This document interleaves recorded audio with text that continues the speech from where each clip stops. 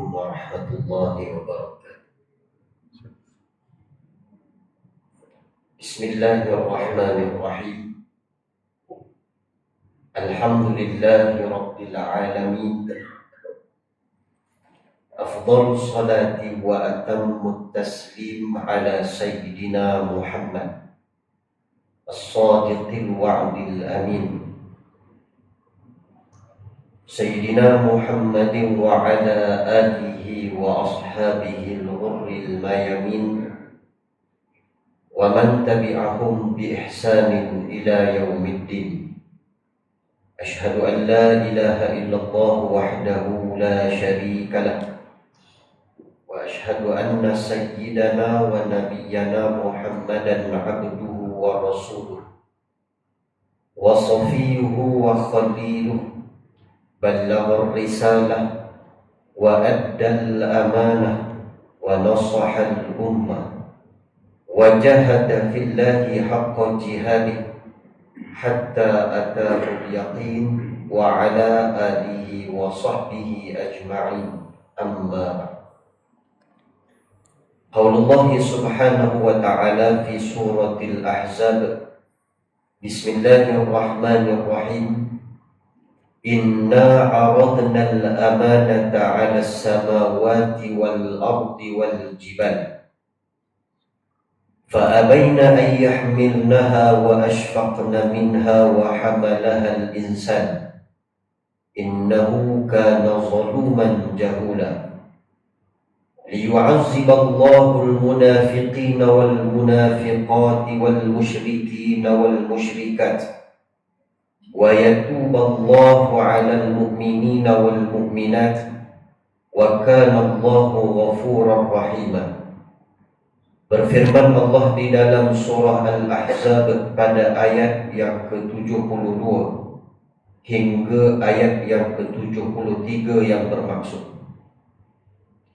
sesungguhnya kami telah kemukakan tanggungjawab amanah kami kepada langit dan bumi serta gunung ganang untuk memikulnya.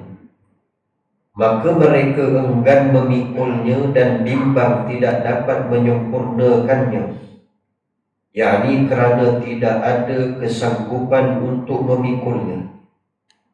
Dan pada ketika itu manusia dan kesanggupan yang ada padanya sanggup memikulnya. Ingatlah, sesungguhnya tabiat kebanyakan manusia adalah suka melakukan kezaliman dan suka pula membuat perkara-perkara yang tidak patut dikerjakan.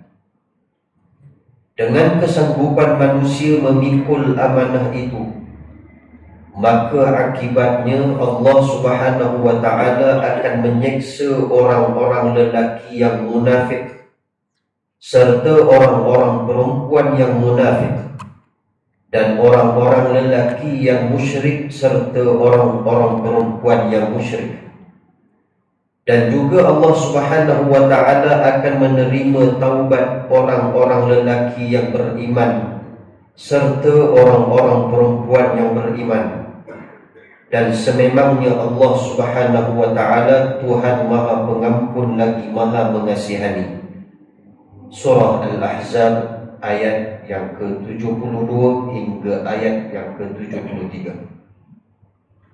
Faqala an-nabiy sallallahu alaihi wasallam bihaditsin an sayyidina Huzaifah ibn al-Yaman radhiyallahu anhu qala: haddatsana Rasulullah sallallahu alaihi wasallam haditsain qad ra'aitu ahadahuma wa ana antaziru al-akhar.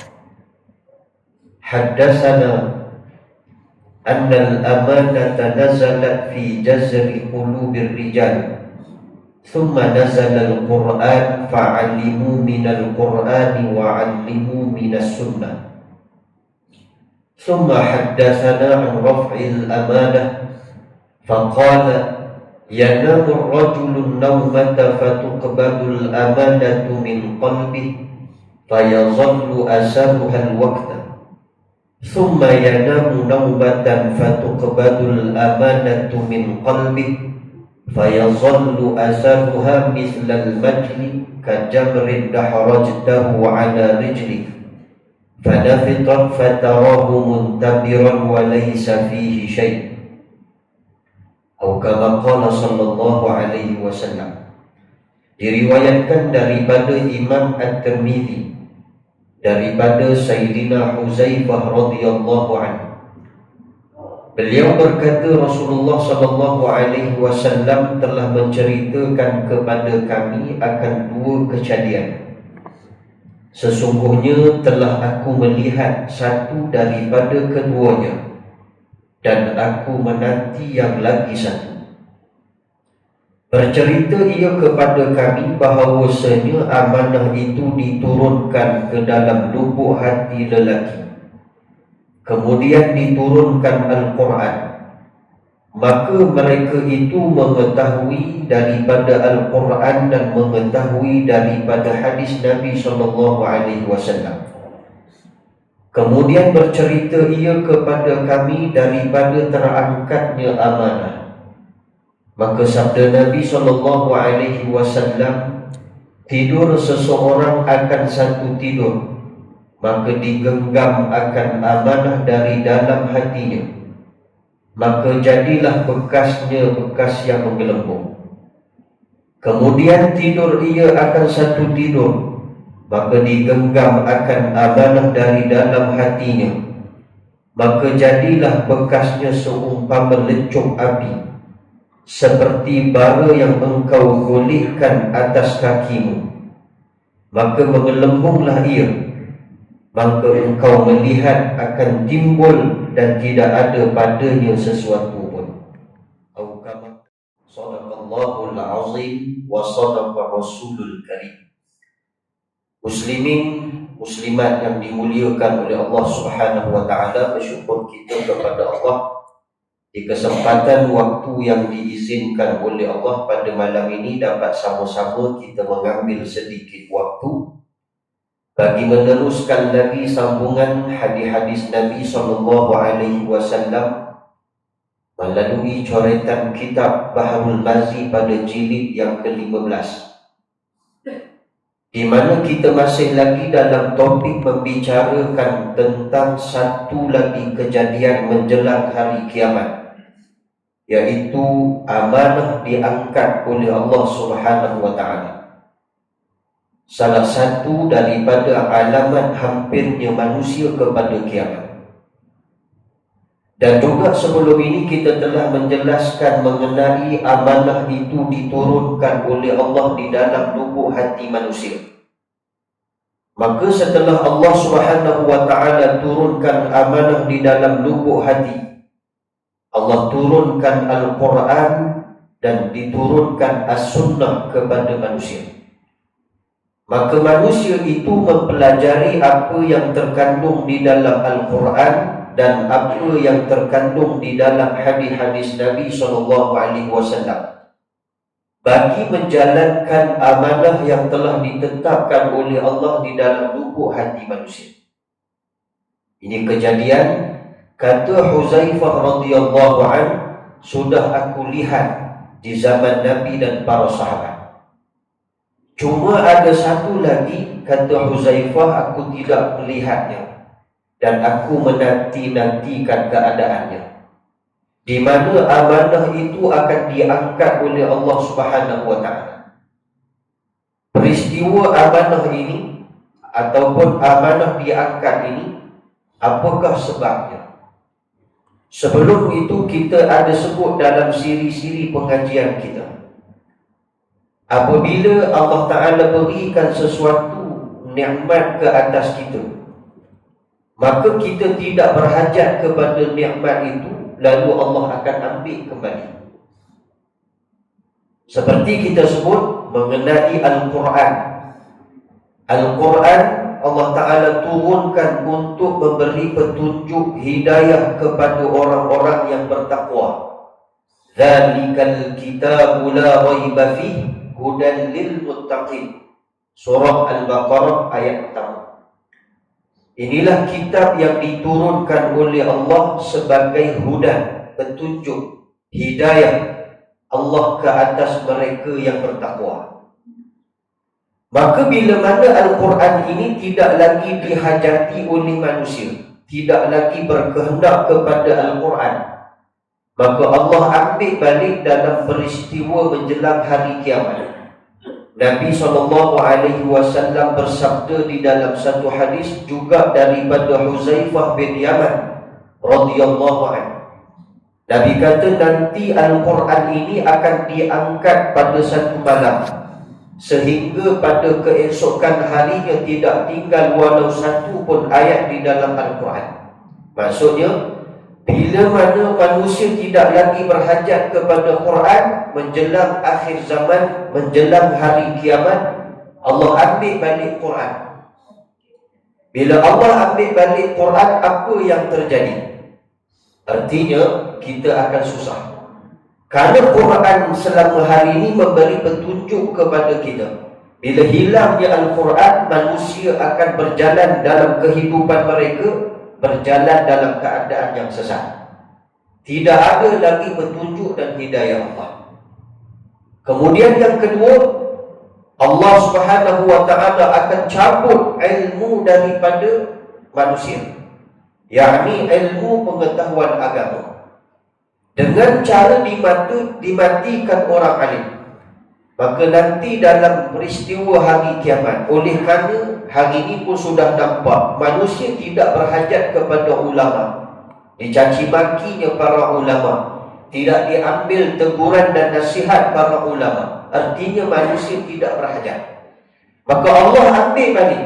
Bagaimana bentuk Allah ambil balik ilmu pengetahuan agama? Biqabdil ulama, kata Nabi SAW, dengan cara dimatikan orang alim.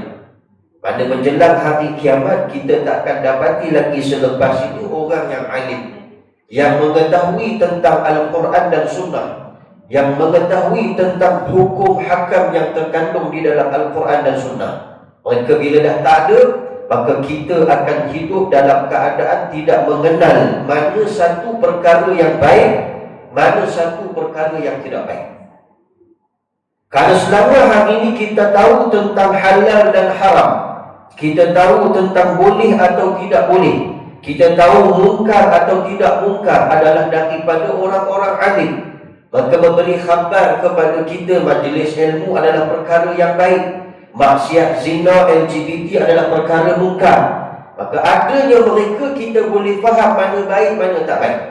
Tapi bila esok dah tak ada orang alim, lepas ni kita nak bunuh orang, kita nak buat benda haram, kita nak berlaku zalim, kita nak ber-LGBT, nak berjima lelaki sama lelaki, tak ada siapa nak tegur, tak ada siapa nak halang.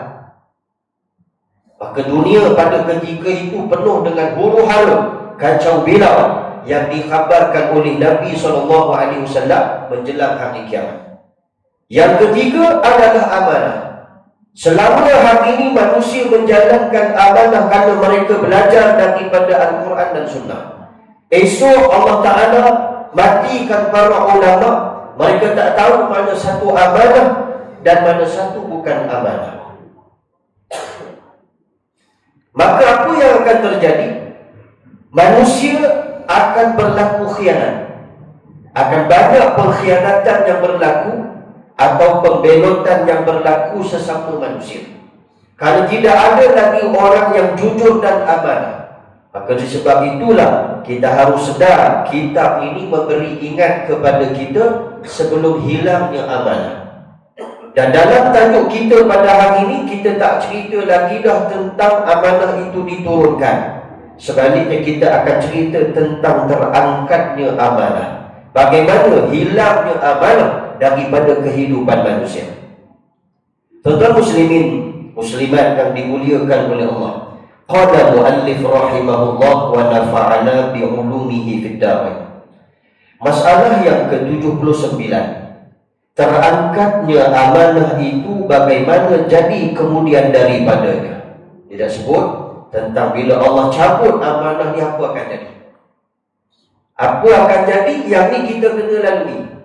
Ini hakikat yang kita kena terima. Macam kita tengok hari ni lah, bencana-bencana yang berlaku. Sama ada gempa bumi, banjir, hujan berterusan sampai berlakunya di beberapa kawasan. Terutamanya kita dapat khabar duka daripada saudara kita di Aceh.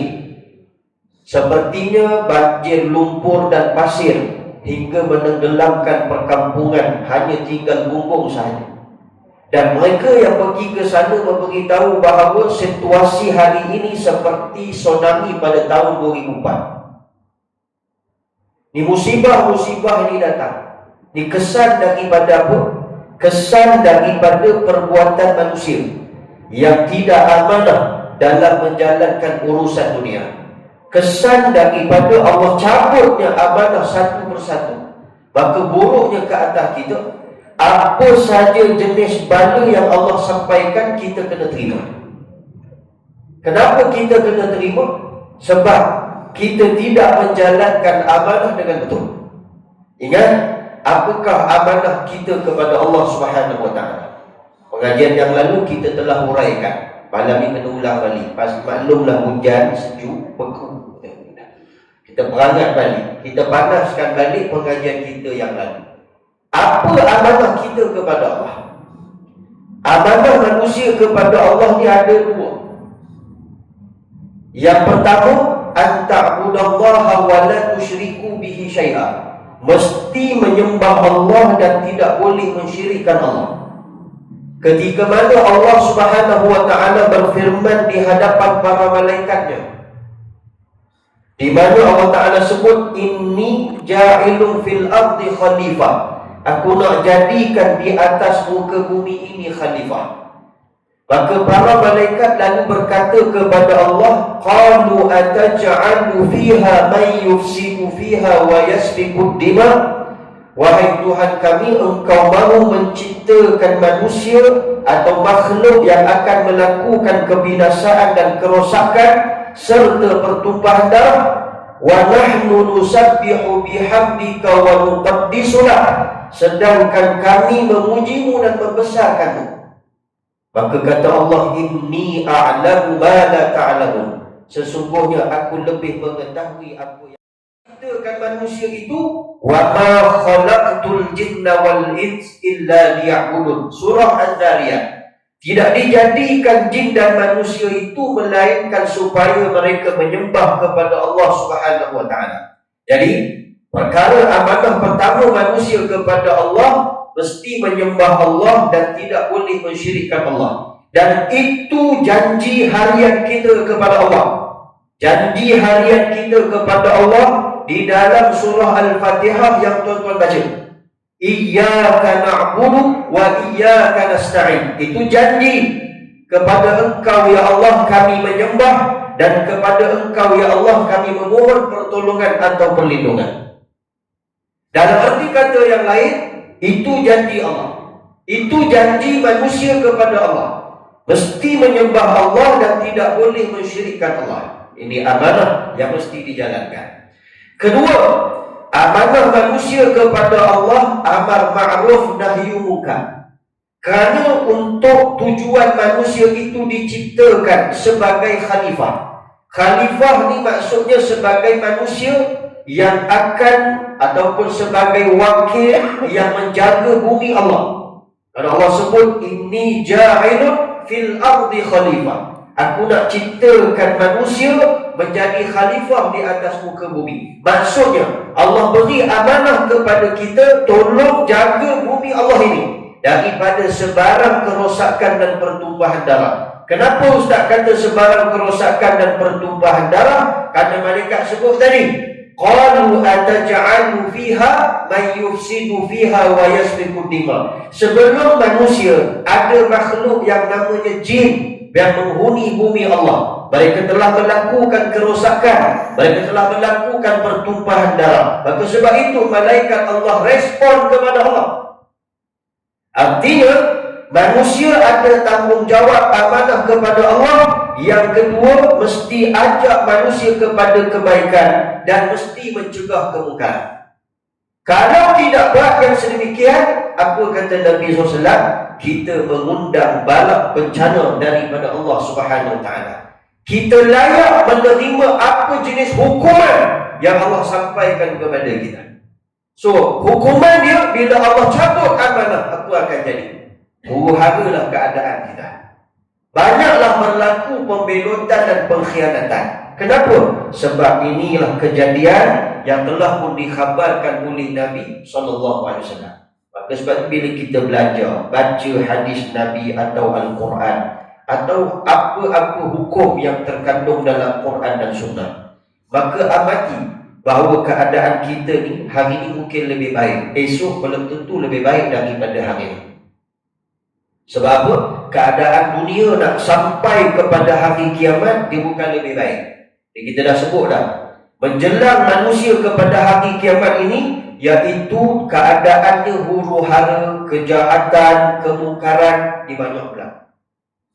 Tuan-tuan muslimin, muslimat yang dimuliakan oleh Allah, sesungguhnya pada sepotong hadis di dalam masalah yang ke-78 menunjukkan terangkatnya amanah, juga sambungannya yang lagi akan datang menunjukkan kaifiat Allah Subhanahu wa taala mengangkat akan amanah itu.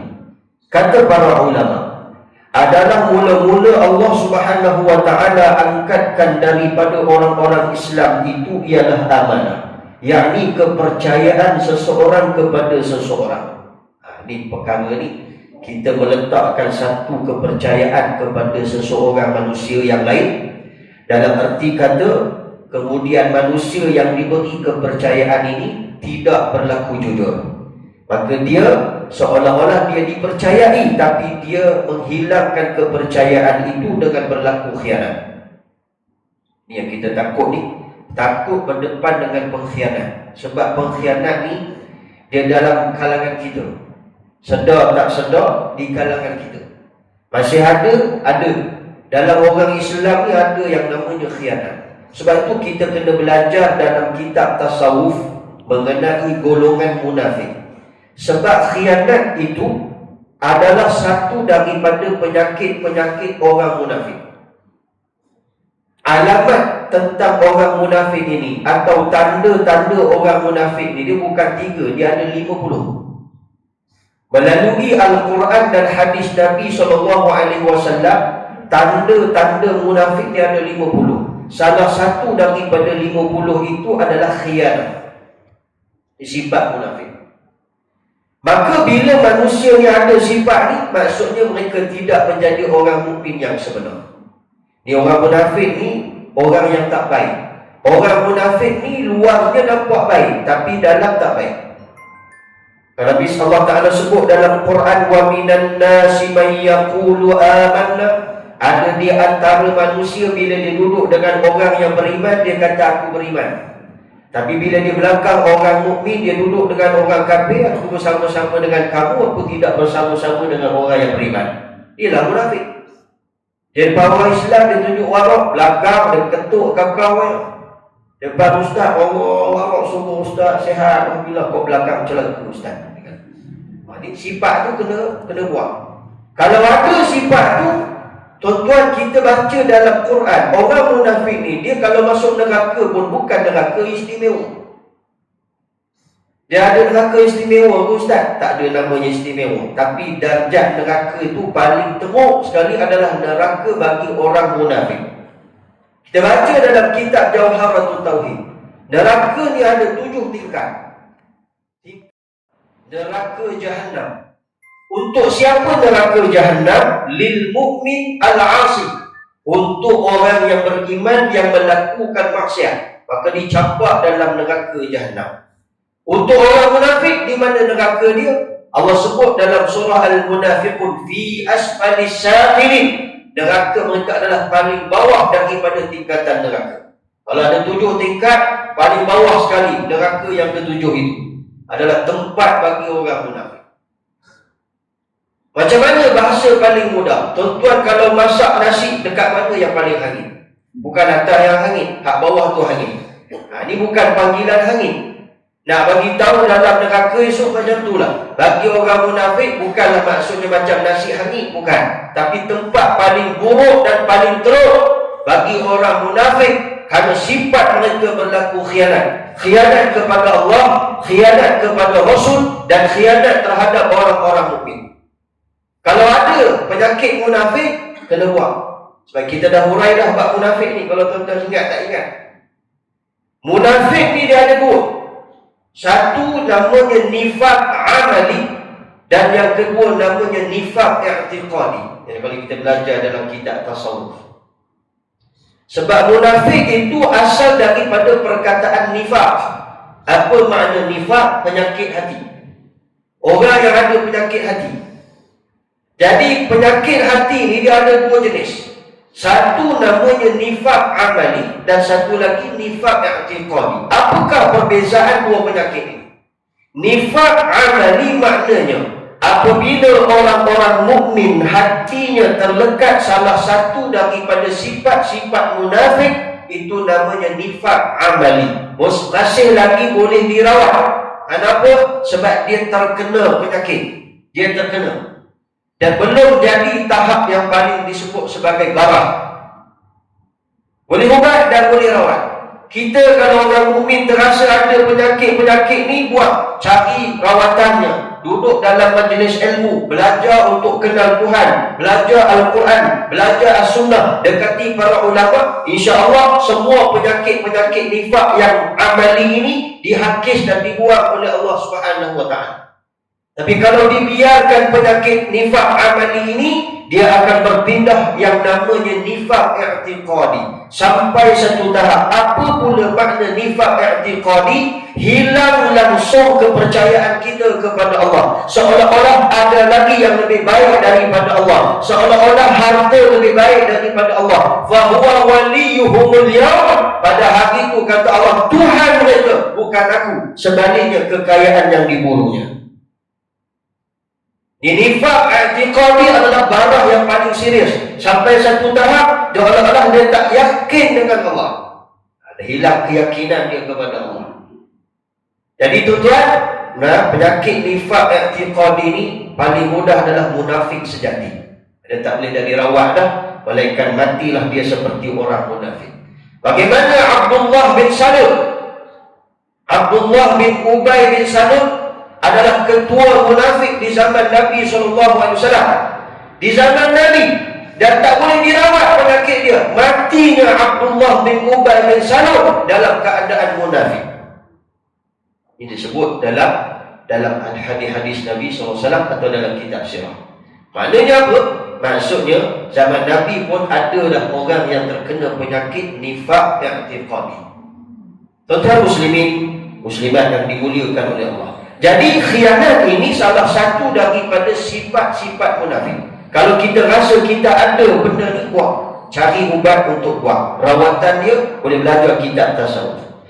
Maka manakala sudah Allah Subhanahu Wa Taala angkatkan amanah itu, jadilah di antara orang-orang Islam itu berunjuk beri dan berjual beli, dan semuanya dengan belot, iaitu dengan khianat. Bila Allah cabutnya amanah, muamalah kita, sistem kita dalam kehidupan penuh dengan pengkhianatan. Pergi beli, jual beli, kita dah tak percaya dengan penjual. Kita sebagai pembeli, kita dah tak percaya. Kemudian kita dah tak percaya. Dah tak percaya kepada siapa-siapa. Bukti dah ada. Bila dilantik satu orang nazir masjid, kita dah tak percaya. Percaya ke dia? Percaya ke? Kita jadi ragu-ragu. Pada kita tak yakin lah tu.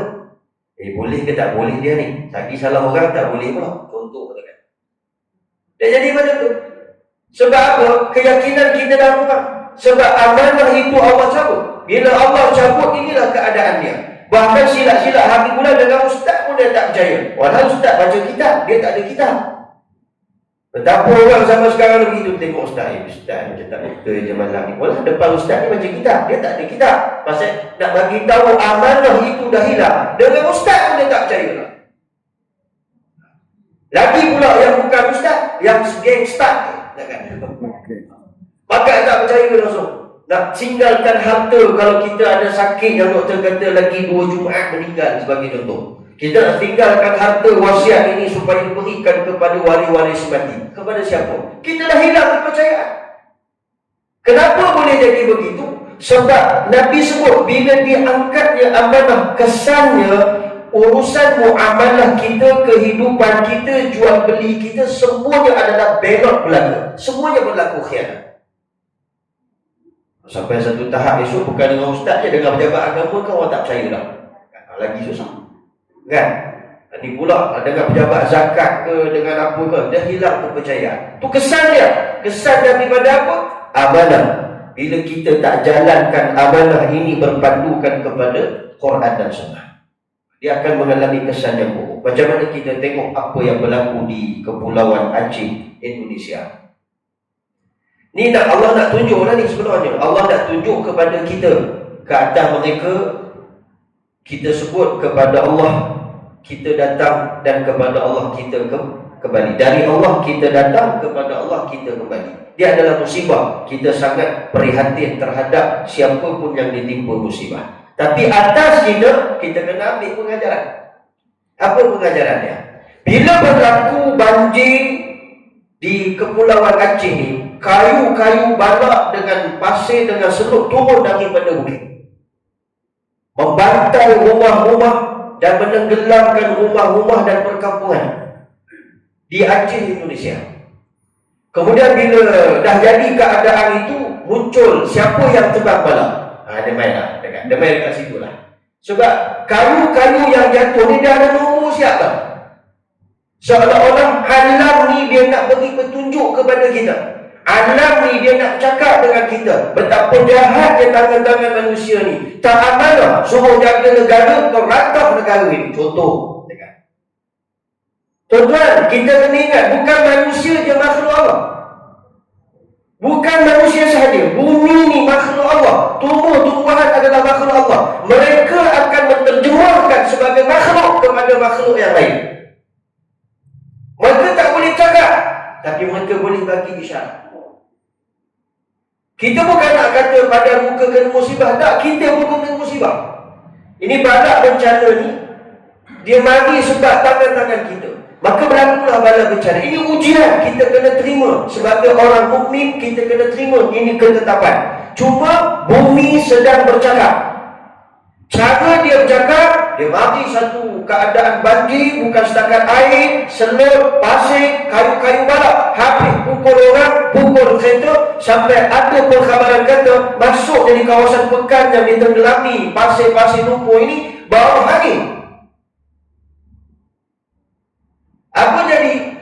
Sebab manusia diberi amanah, maka tidak dijalankan amanah itu. Maka kesan dia akan ada. Kita kalau orang bagi tanggungjawab, kita tak jalankan tanggungjawab, rosak. Kita akan saksikan kerosakan apa yang kita lalui. Kalau kita rasa ustaz, lepas ni saya akan mati, tuan-tuan, siapa yang akan rasa selepas kita? Generasi kita. Generasi kita. Dan saya katakan, guru saya pernah pesan, jangan sampai satu tahap esok ketika kita sedang lena di dalam kubur, anak cucu cicit kita lalu di hadapan kubur kita, lalu diludah. Ini perangai orang tua tu dululah punya pasal, kami tanggung susah hari ini. Jangan sampai tahap itu. Jangan sampai orang hidup menyumpah kita yang dah mati, sedangkan kita yang dah mati mengharapkan doa daripada orang hidup. Ibu bapa yang telah meninggal dunia, tuan-tuan, mengharapkan doa anak yang soleh. Maksudnya apa? Ada kaitan dengan orang hidup. Jangan sampai orang hidup esok lalu depan kubur kita, celakalah engkau. Engkau punya pasal dah kami tanggung semua hari ini. Jangan sampai tahap itu. Sebab itulah bila kita baca hadis mengenai amanah, perkara paling penting apabila diberi satu-satu tanggungjawab, jalankan tanggungjawab itu dengan penuh juga. Kenapa? Kesannya kita tak mau dirasai setelah kita mati. Kita tak mau merosakkan generasi kita dengan sebab perangai kita. Kita tak mau. Wa'iyyazubillah. Wah, sekali lah bukan Allah Tuhan. Bagi peringatan. Sekarang ni mesti terpujuk. Benda yang tak jadi tiba-tiba boleh jadi. Sebelum ni tak pernah dengar taufan tropika ni, tuan. Jangan kita kata ustaz, kita okey lah sebab ada endon-endon kena, kita tak kena. Tak. Allah bila berkehendak kepada sesuatu, Allah kata kun fayakun. Benda hak jadi boleh jadi. Jangan dia kata ustaz tak jadi. Tempat kami selamat macam mana pun kalau Allah kata kun fayakun. Kenapa? Dia mari ribut yang tak pernah jadi. Tak pernah jadi ni. Tuan-tuan hidup lama daripada saya. Tuan-tuan bisa dengar. Dulu pernah jadi di Malaysia ribut tropika ni. Kenapa dia mari? Tuan-tuan, bala bencana ni dia mari sebab kemungkaran. Apa mungkar dia? Amanah kita tak dijalankan. Tadi kita sebut tadi awal-awal. Apa amanah kita? Ta'muruna bil ma'ruf wa tanhauna 'anil munkar. Mesti mengajak manusia kepada yang baik dan mencegah kemungkaran. Ini kan kita dah baca hadisnya. Dah lepas dah sebelum ni. Dah. Tak ingat. Saya sorang. Ke belum sampai lagi. Saya rasa dah lepas. Hadis Nabi SAW, Nabi sebut dah. Nabi kata, bila kamu melihat kezaliman atau kemungkaran, falam ya'khudhu, kamu tak ambil kuat, tak mencegah, tak menghalang, au syaka an ya'ummahumullahu bi'iqabin minhu, diumumkan kamu akan menerima dera, seksa, bala, bencana dari Allah Subhanahu wa ta'ala. Nabi bersumpah dalam hadis daripada Huzaifah, wallazi nafsi biyadihi, sumpah Nabi kepada Allah Subhanahu wa ta'ala. Apa dia? La ta'murunna bil ma'ruf wa la tanhawunna 'anil munkar aw la yushikanna Allahu an yab'atha 'alaikum 'iqaba. Kemudian pada ketika itu Nabi kata, kamu nak mengajak manusia kepada yang baik atau mencegah kemungkaran, atau kamu mahu mengundang seksaan bala daripada Allah Subhanahu wa ta'ala. Ketika datangnya bala itu, kamu berdoa kepada Allah, fala yustajabu lakum, doa kamu takkan diperkenankan oleh Allah. Nak bala bencana atau kita nak jalankan tugas sebagai manusia, amar ma'ruf nahi munkar. Apa-apa yang tak betul mesti dicegah. Itu namanya munkar. Kan kita dah mulai. Apa? Saya ulang balik. Apa makna munkar? Sebab kita nak mencegah kemungkaran, kita kena tahu apa makna munkar. Takut yang kita cegah kebaikan. Ini berlaku di Shah Alam 10 tahun yang lalu. Ada satu masjid dia nak buat karnival, jemput orang ramai. Kemudian pada hari kejadian itu, dia dapat AJK masjid dapat satu surat arahan program ini mesti dihentikan kerana ada satu report yang sampai kepada pejabat agama. Jadi cerita kita dah cerita dah, saya ulang balik je. Cerita ni berlaku di Shah Alam. Jadi orang yang buat report tu, dia ingat karnival ni benda maksiat, benda munkar. Maka dia buatlah report sebab jabat agama dia akan ambil tindakan mana-mana report. Arti kata, orang yang report tu dia dah tak boleh beza majlis ilmu karnival di masjid, penganjuran ceramah perdana di masjid itu baik ke tak baik? Tak baik. Sebab tu kita kena tahu apa makna munkar, supaya kita nak cegah tu biar yang munkar, bukan yang baik. Munkar itu apa-apa perbuatan, amalan, pekerjaan yang bertentangan dengan agama, yang menyalahi agama Islam, maka itu namanya munkar. Saya ulang balik, apa-apa perbuatan, pekerjaan, amalan yang bercanggah dengan agama Islam, dengan syariat Islam, itu namanya munkar. Sekarang kita kena test ilmu ni. Tidur dalam kuliah munkar atau tidak? Wah, saja test. Tidur dalam kuliah boleh jadi munkar kalau tidur dengan sengaja. Asal nampak muka ustaz kan, bismillahirrahmanirrahim. Ini memang munkar. Jadi kalau tidur dengan sebab tertidur atau ada asbab kerana penyakit, maka dia tidak dinamakan munkar. Bagilah tuan, insyaAllah. Muslimin, muslimat yang dimuliakan oleh Allah Subhanahu wa ta'ala. Berbalik tadi mengenai perkara munkar, mesti dicegah dan mesti dihalang. Itu amanah kita kepada Allah untuk memelihara dan menjaga bumi Allah ini daripada sebarang kerosakan dan kebinasaan. Sebab ini amanah. Itu terkait dengan semua perkara. Maka sebab itu apa-apa perbuatan yang menyalahi agama mesti dicegah, mesti dihalang. Kerana perkara ini akan mengundang risiko besar, akan mengundang bala bencana besar. Contoh yang lain, selain tidur daripada kuliah, Berjima lelaki dan perempuan, mungkar atau tidak? Kita kena tahu perbezaannya supaya kita dapat mencegah. Maka berjima di antara lelaki dan perempuan dalam keadaan nikah yang sah adalah tidak mungkar. Yang namanya mungkar, berjima lelaki dengan perempuan tanpa ikatan nikah yang sah, yakni berzina. Lagi teruk daripada tu, berjima lelaki sama lelaki, lagi teruk. Kalau tadi berjima tadi kita boleh kira lagi lelaki perempuan tu kalau nikah tak nikah. Dia cerita laki-laki sama laki-laki, nikah pun tak boleh. Bukan berjima je, nikah pun tak boleh. Kena sebut benda ni. Pasal apa? Itulah yang berlaku situasi kita hari ni. Sampai dah tak boleh beza ni lelaki ke perempuan. Dan itulah yang dikhabarkan oleh Nabi SAW menjelang hari kiamat. Menjelang hari kiamat, perkara yang baik dianggap tidak baik dan perkara yang tidak baik dianggap paling baik. Ini kita takut keadaan itu. Maka sebab itulah, bila kita diberi amanah, jalankan tanggungjawab. Jangan sampai kita mengundang apa jenis bala daripada Allah SWT ke atas kita semua. Tuan-tuan, muslimin, muslimat yang dimuliakan oleh Allah SWT.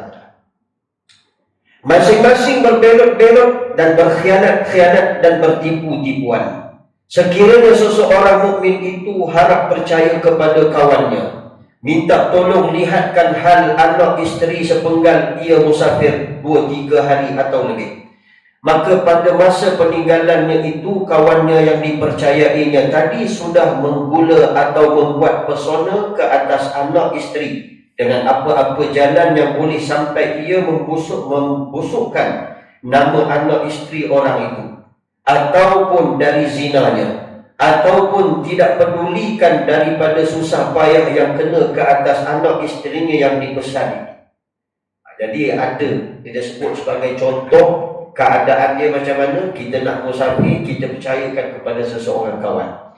Jadi kawan ni rupanya dia kedarah anak bini kita, dia personakan, dia menggula-gulakan, ataupun bahasa mudah, dia tak ambil peduli pun, tak lihat susah payah anak isteri kita. Kenapa? Kerana kita meletakkan kepercayaan kepadanya, tapi Allah dah cabut amanah, dia tidak berlaku jujur dalam tanggungjawab dia. Kesannya apa? Kesannya jadilah kita bergaduh dengan kawan kita pula. Kalau dia pun harapkan pagar makan padi. Itu bahasa mudah. Dan jika sekiranya seseorang mukmin harap percaya kepada seseorang yang boleh dipercayai, disimpankan harta atau ditaruhkan harta, masalah tiba-tiba sudahlah dapat ia akan harta telah dihabiskannya oleh orang yang sempat simpan harta itu, atau ingkar ia akan tidak ada sesuatu yang ditumpangkan atau disimpankan, atau dia mengakui ia berbohong dan artinya dia habiskan semuanya harta tetapi dia tidak dituntut lagi sampai mati. Maksudnya kita nak ataupun kita simpankan satu harta ni, satu jenis ataupun wasiat harta kita kepada orang yang dipercayai supaya harta ini dijaga dengan betul. Lalu bila orang ni dapat harta kita, dia kedarah bagi habis. Kemudian dia pusing pula, dia kata kau tak bagi pun apa-apa kat aku. Dan ataupun dia belot, maksudnya apa? Dia menipu kita. Dia tidak berikan harta itu yang sepatutnya diberikan kepada orang yang layak. Macam contoh harta pusaka yang diwasiatkan kepada si pewasiat. Diwasiatkan, si mati telah mewasiatkan harta ni kepada si fulan dengan berkata dengan surat semua cukup, tapi bila kawan ni mati, surat tu pun tak tahu ke mana, harta pun tak tahu ke mana. Itu khianat lah tu. Atau bahasa mudahnya, kita sebagai orang kampung, kita lantik satu orang jadi ketua kampung, jaga kawasan ini. Tiba-tiba kawan tu dia guna kesempatan kawasan kampung ni habis, tanah-tanah dijual kepada orang lain.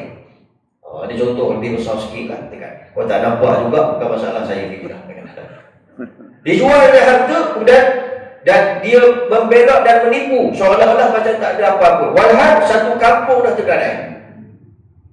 Ni perkara-perkara macam ni lah.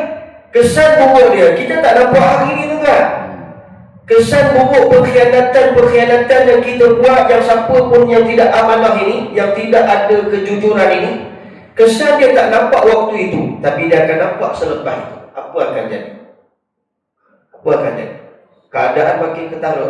Sebagai contoh, ada dulu orang jual tanah yang jenis tanah ada apa? Satu lot kecil dekat. Tapi dia menipu. Dia kata ni tanah ni aku jual semua. Rupanya satu lot. Tengok geran atas nama ni, bukan atas nama orang punya geran tanah, bukan kita. Kita beli tanah tu, tapi tak ada atas nama kita. Dia ada masalah, akan jadi masalah tanah pula, akan jadi masalah yang lain. Perkara ni lah. Sebab apa dia terjadi? Kerana sifat amanah tadi tak berjalan. Sebab tu kita disuruh mempelajari Al-Quran dan As-Sunnah. Duduk dalam Islam, kita dalam fiqh Syafi'i. Lagi-lagi fiqh ni dia faham, bukan solat je. Ramai orang faham fiqh ni solat je. Yang dia tak faham fiqh ni semua dalam kehidupan kita, itulah fiqh. Dia ada fiqh ibadah, dia ada fiqh munakahat, dia ada fiqh muamalah. Tu fiqh ni maksudnya apa? Dinul adiyat, untuk kita faham cara hidup kita bertepatan tak dengan dikehendaki oleh Allah atau bertentangan dengan apa yang dikehendaki oleh Allah. Allah gariskan dalam Islam begini hukumnya begini, hudud sebagai contoh, qisas sebagai contoh, ta'zir sebagai contoh. Jadi kita tak memandang hukum ini, kita tak ambil pon. Kita tak mau, kita ketepikan hukum Allah yang adil ini. Maka Nabi sebutlah Allah balakan ke atas mereka berperang sesama sendiri. Pasal dah tak ada keadilan. Kerana undang-undang manusia ni, dia dicipta untuk menyelamatkan manusia. Maksudnya apa? Dibuat satu undang-undang tu untuk menyelamatkan, bukan untuk keadilan. Yang lebih adil adalah undang-undang Allah yang terkandung di dalam Al-Quran, As-Sunnah, hudud, qisas dan ta'zir. Itu lebih adil. Nabi SAW sebut dalam hadis daripada Abdullah bin Umar, 5 perkara disegerakan balasannya jika umatku kerjakan. Salah satu daripada 5 perkara itu, kata Nabi SAW, apabila pemimpin-pemimpin Islam itu mengetepikan hukum Allah yang terkandung dalam Al-Quran dan Sunnah dan tidak mahu menjadikannya sebagai pilihan, Allah balakkan ke atas mereka berperang sesama sendiri. Itu Nabi sebut dalam hadis. Berlaku ke tidak? Ada tak contoh? Ada. Tuan-tuan boleh tengok apa yang berlaku di Sudan. Di Sudan ni tuan-tuan, berperang bukan Islam dengan kafir. Dia tak macam di jalur Gaza. Di jalur Gaza ni Islam lawan dengan Yahudi, orang kafir. Bukan juga Sunni lawan Syiah, bukan perang mazhab. Di Sudan ni situasi dia adalah perang Sunni sama Sunni. Ni bala Allah ni. Sunni sama Sunni. Dan situasi Sudan pada hari ini sama macam jalur Gaza. Kemusnahan, kehancuran dan pertumpahan darah. 4 minggu yang lalu, maka jumpa satu tanah, kawasan tanah yang lapang, jumpa tulang benulang manusia. Satelit bila suluh di Sudan, mayat-mayat manusia bergelimpangan, darah-darah. Banyak. Tu situasi yang berlaku di Sudan. Saat di Sudan itu lawan siapa? Kafir lawan Islam? Tak ada. Islam lawan Islam, Sunni lawan Sunni. Quran yang dibaca satu, Nabi yang diikut satu, Tuhan yang disembah satu, tapi berperang. Itu contoh dia. Kenapa boleh jadi? Jangan tanya saya, sebab Nabi dah bagi tahu. Hukum Allah itu hukum yang lebih adil. Tapi kamu tak mahu jadikan dia sebagai pilihan, maka Allah balakkan ke atas kamu. Habis kita pakat perang sama-sama kita. Sampai ada orang kata, Ustaz, zaman sahabat berlaku je perang Islam sama Islam. Itu dia pening lah tu. Saya tak kaji kitab. Zaman sahabat, perang Jamal dan perang Siffin, kan kita dah baca di awal kitab. Perang Jamal dan perang Siffin itu terjadi kerana ijtihad. Sahabat berperang kerana ijtihad. Nabi sebut siapa yang ijtihadnya bertepatan dengan keadaan dapat 2 pahala.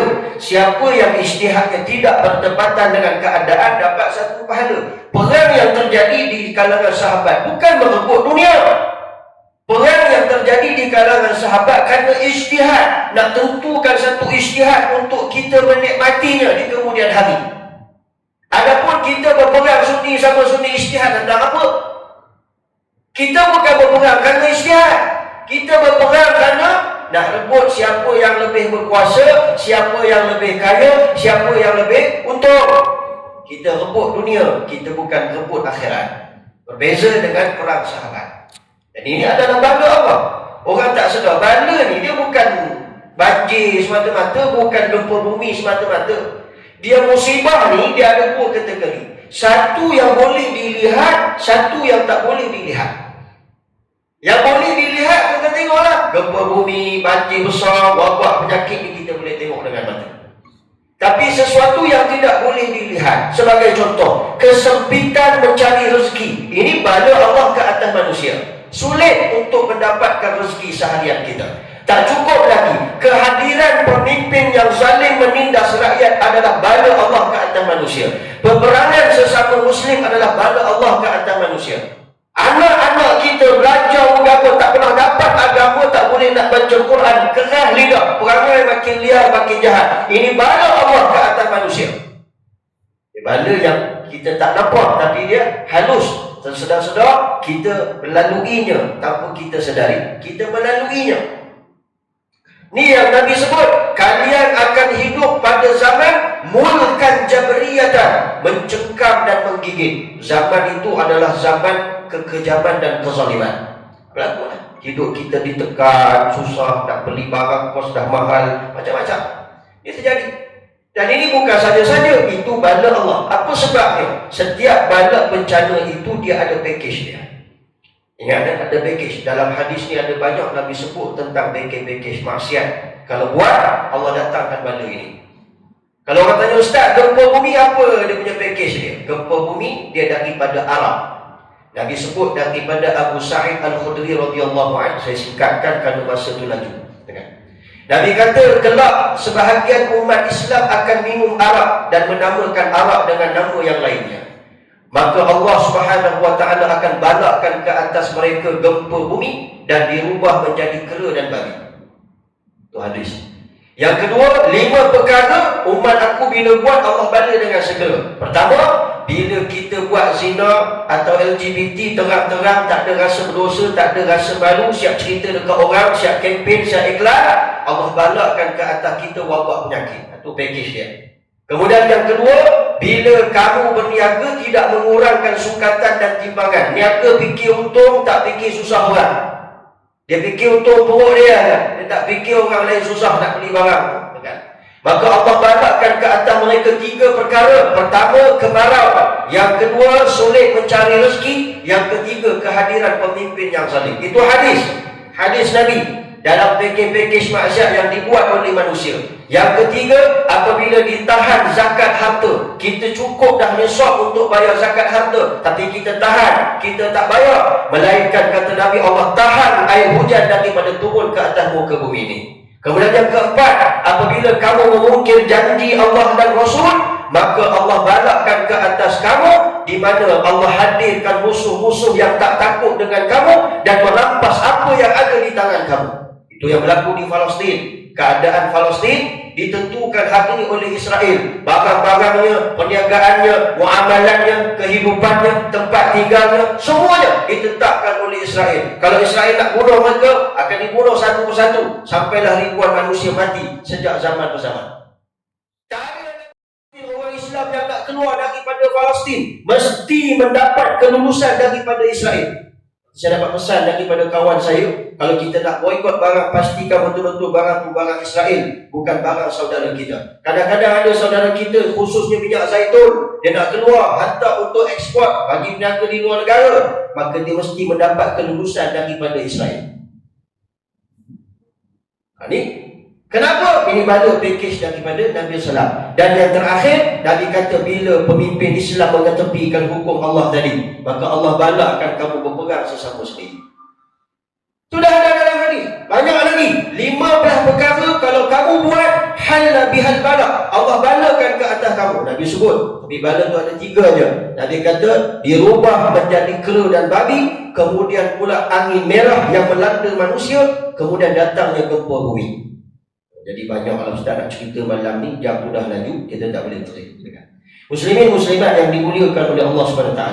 Dan apabila berjual beli seseorang kepada seseorang, maka berkatalah yang membeli masalan, aku harap kepada iman kamu dan nama kamu dan agama kamu, aku harap kiranya barang yang kamu jual pada aku itu elok, aku harapkan kamu beri pilihan ataupun yang bagus-bagus, tidaklah aku mau membelinya, tidaklah pernah membelot, harapkan kamu sahajalah aku. Tiba-tiba apabila sudah diterima barang yang diharapkan daripadanya itu, sudah kena belot, sudah kena elat, dan perbuatan disembunyikan yang tidak baik akan apa-apa yang tidak elok atau aib daripada barang yang dibeli.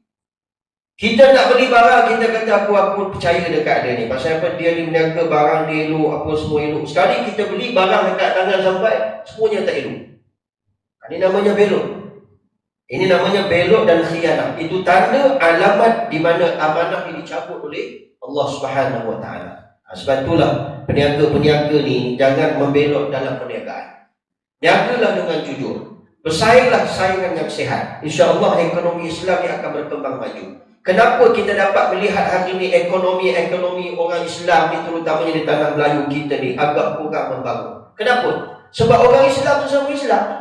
Dia tak boleh tengok kedai sebelah buka maju sikit, dia sihir kawan sebelah. Dia tengok ustaz ni sikit, dia sihir dulu. Dia buat benda jahat itu, dia inai orang, dia buruk-burukkan keadaan. Tu saya dapat lihat dengan mata tuan. Kita nak beli barang, kita rasa orang datang kat kita je, dengan orang lain tak payah, kan? Ini masalah kita. Orang lain support ekonomi dia. Sebagai contoh, saya pernah pergi beli paku yang payah nak dapat ni. Paku dulu, zaman tu lah, zaman tahun 90-an.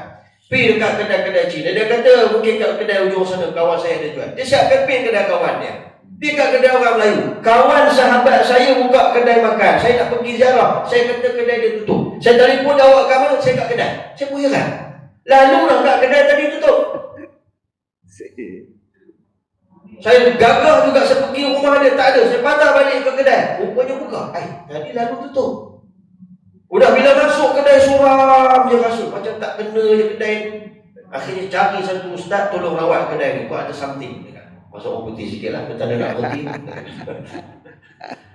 Bagi cari satu ustaz sahabat yang boleh berubat. Dia pun datang, dia baca ayat, kita tak tahu lah cara dia kan, dia berubat. Alhamdulillah, dia kesan di setiap penjuru kedai ni rupanya ditanam rambut mayat, darah kelawar. Tu sifat kita. Dengki dengan kedai-kedai kawan sebelah yang maju sikit. Orang ramai datang sikit tu pun. Oh tuan-tuan, tak boleh macam tu. Itu saingan yang tidak sihat. Kita takkan boleh maju ke depan. Kita takkan boleh maju. Sampai sekarang pun ada satu tempat, hari Senin siapa buka kedai yang sama juga mesti kena demam, mesti tukang masak dia sakit. Ada. Patah mana pula datang hari Senin tak boleh buka kedai. Saya lagi dikekang, hari Senin semua pakai tutup kedai. Saya tanya pasal apa Senin tak buka. Nanti kalau saya buka, saya kena sakit. Ada orang yang macam tu. Maksudnya ini saingan yang tak sihat. Maka tuan-tuan, khususnya peniaga-peniaga jujur. Kerana kita takut satu saat esok amanah ini dicabut oleh Allah. Semuanya akan berlaku khianat. Maka tak ada lagi siapa yang kita boleh percaya. Muslimin, muslimat yang dimuliakan oleh Allah SWT. Demikian amanah itu diangkat oleh Allah Subhanahu Wa Taala, kata Huzaifah radhiyallahu anhu. Kesimpulan daripada hadis Nabi SAW yang kita baca pada malam ini, yang pertamanya, amanah ini adalah perkara penting di mana dia adalah tanggungjawab kita di dalam dunia ini supaya kita memelihara dan menjaganya. Dan yang kedua, bagaimana nak menjalankan amanah itu, belajarlah Al-Quran dan As-Sunnah untuk kita dapat menjalankan amanah yang dipertanggungjawabkan itu berdasarkan kepada penurutan perintah Allah Subhanahu Wa Taala.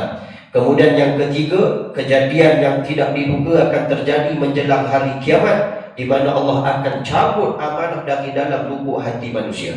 Bagaimana bentuk Allah Ta'ala cabut? Sinopsis ringkas pada masa akan datang kita akan baca. Nabi kata bila seseorang itu sekali tidur, maksudnya kita dah lali dengan pengkhianatan, suka menipu dalam perniagaan, kita dah sebati, dah normalisasi kemungkaran itu, maksiat itu, maka ketika itulah Allah cabut amanah dari dalam lubuk hati manusia. Sebab tu khutbah 3 minggu, 4 minggu yang lalu pernah pergi ingat kepada kita normalisasi maksiat. Ingat betul tak? Ke saya seorang dengar khutbah, betul kan? Normalisasi maksiat dalam kehidupan inilah punca Allah cabut. Kerana kita dah sedap dengan kejahatan itu, kita dah lupa akan tanggungjawab kita sebagai manusia. Maka teruskan menjalankan amanah dan teruslah belajar Al-Quran dan Sunnah. Moga-moga Allah Subhanahu Wa Taala menjauhkan kita daripada musibah dunia dan juga kemurkaannya, serta menyelamatkan kita daripada sengsara akhirat. Yang baik datang daripada Allah, yang kurangnya itu datang daripada kelemahan diri saya sendiri. Aqulu qawli hadza wa astaghfirullahal azim li wa lakum. Wassalamualaikum warahmatullahi wabarakatuh.